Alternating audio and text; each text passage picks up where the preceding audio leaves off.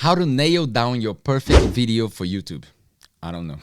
I don't think anyone does except for Mr. Beast. But I know what not to do. Last week I went out trying a few different techniques and it sucked. Oh, it was horrible. And I've decided to make this a draft of a video of what not to do. So you know how they say on YouTube, don't tell, show. I'm about to show and tell you what not to do. Some of you right there are probably doing a few of these things. Let's go. Even when you feel low, you can still go. Even when you feel slow, you can still go. Even when there's So I'm opening DaVinci Resolve. This is what I use for editing. I've recorded this on my iPhone outside. No mic, no nothing, no color grading. And this is me and my daughter. I've done a few little cuts, funny and cute and all of that. So the first mistake, not having a script. That's the first mistake. You must have a script. When you script down things, even though you might feel boring and even though you might feel like, oh, you know, someone else has said this before, when you don't have a script, you just go around and around and around. It's just horrible. And you can see it, like the amount of cuts that you have to do just to get rid of all the fluff and all. It's just not good. Just not good. So have a script. In that script, you need an order: beginning, middle, and end. I think it was William Shakespeare that used to say, if you want to write a fascinating piece, you need an intriguing start and a surprising finish. And someone asked him, so what about the middle? And he says, oh, you need a lot of talent to fill in the middle. If you don't want to run the risk of not having that much talent, what you need is a script. Script down your videos so you can follow that script and then you can use, you know, all the B-rolls and all of that. Second mistake I see over here, like 60 frames, 24 frames, it's all different frames and it's going to be clunky and it's going to be messy. Although I love my daughters and I love playing with them, there is a time for work and there's a time for family. You can't do both. I know people say, oh, you know, I work from home and all of that. It's impossible. In this video, my daughter just talks all the time and she interrupts all the time. That's it. So it's a big breakfast, then a big lunch. It's distracting and you can't do it. You can make a video about your family, no problem, but don't try to create content with your kids sitting on the couch watching TV. It's not gonna work. Now let's talk about the technical stuff. Hey, if you've watched so far and you're having fun with this, don't forget to subscribe to the channel. When you click the subscribe button, it tells the algorithm that you're actually interested in what we do. And it tells the algorithm that the people like yourself, smart people, will like and enjoy the content like this. So that helps us spread the message even further. If you have found value, that's one way you can contribute to our mission. Just click the subscribe button down below. All right, let's go back to our video. The ums. You see how I do that? You're thinking about what you're gonna say because you're not scripted. Color grading. That's another huge mistake. If you're gonna film something that it is outdoors and it's in different places, optimize your camera so you don't have to do that much work to match the images. You know, white balance. Use your white balance. I would say that. Use your white balance manually. Set it manually so wherever you go, the images look kind of the same. Yeah, you will change because of the position of the sun and the time of the day, but use your white balance correctly. That will help you not having to do all this. The main thing, audio.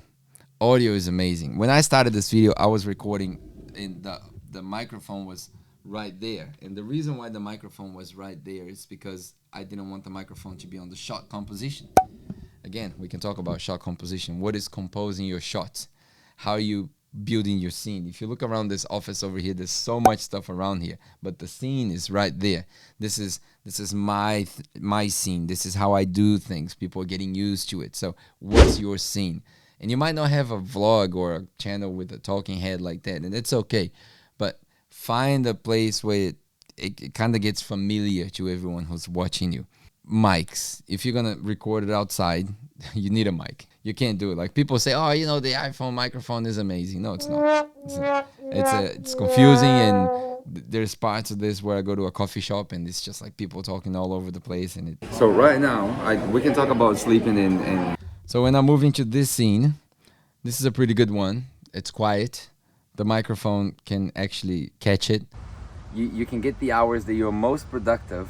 Get a tripod so you don't have to be holding your phone like that. And it just looks unprofessional. You know, if you're gonna make videos, you probably want to look a bit better than this. And at the end, this is a good shot when we are in the car and my daughter's actually filming me. So there's some movement there and this dynamic. So I could turn this video, I could actually turn that around and make a fun video for Instagram maybe. You know, maybe reels, maybe just like a day with daddy, and I'm actually gonna do that.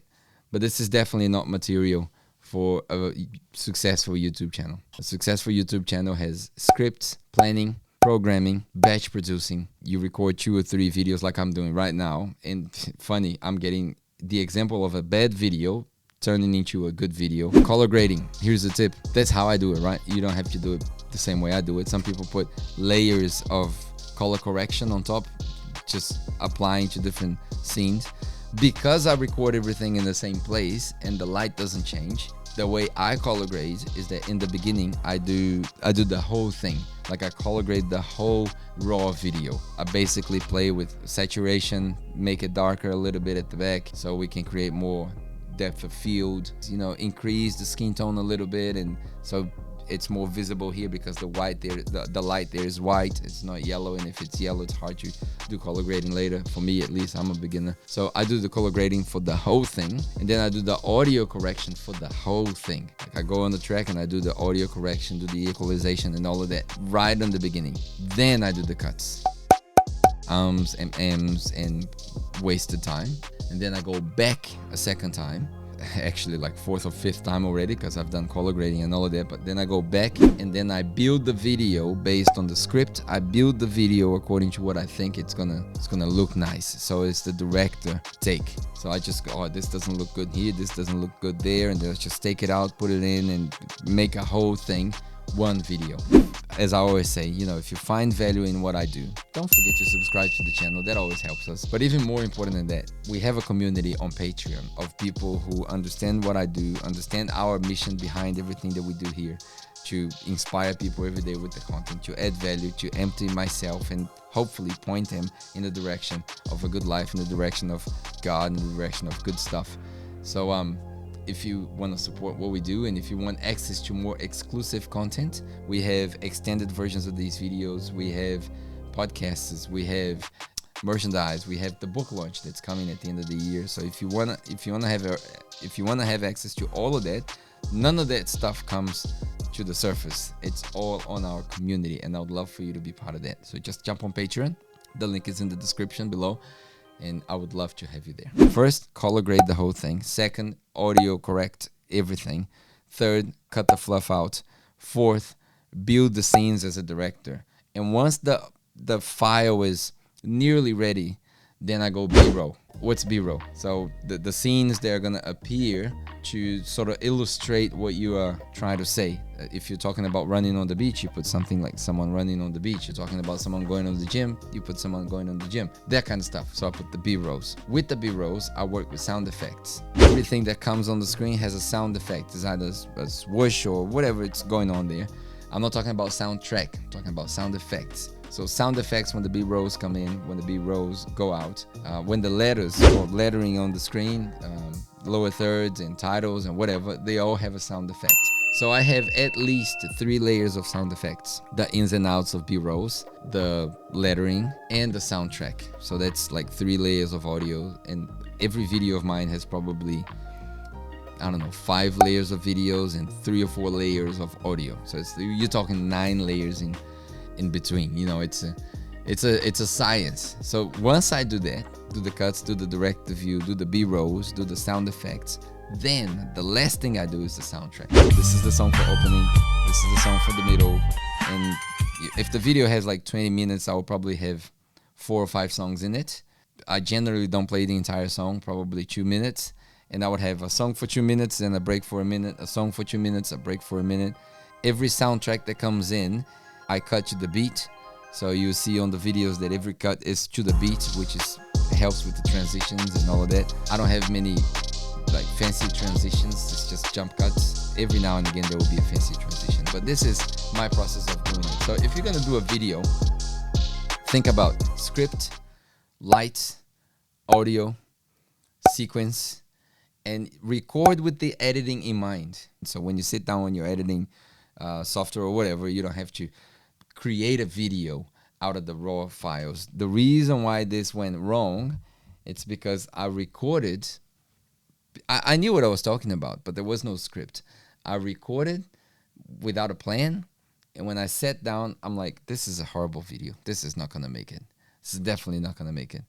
And that's why I changed it to how not to do a video. Go in planned, scripted, editing in mind, exporting in mind, cuts in mind. So when you do cuts for social media with the powerful sentences and all of that, you have to have all of that in mind, all of that scripted. If you look at my scripts, I'll give you an inside view of my scripts. This is a script of the last video I recorded, and I'll just do this very quickly. This is Notion. I use Notion, and this is title, and everything that's in bold is just subtitles, and here's a script of everything that I say, bullet points to reinforce, and more bullet points, number 1, 2, and 3, conclusion. So I write the videos like I'm preaching. The reason why I do this is because I am a preacher by trade anyway.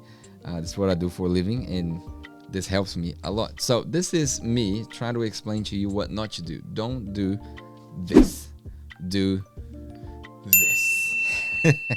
Having a YouTube channel requires you to know all of that. I hope you've enjoyed it, and there's a bunch of other videos that I actually know what I'm talking about purpose and a bunch of other stuff on the channel, and I would love for you to watch them. Just click over there, okay? Other than that, thank you for watching. I will see you on the next week. God bless. Even when you feel low, you can still go. Even when you feel slow, you can still go. Even when there's no hope, you can still go. I never answer to no, man, I still go.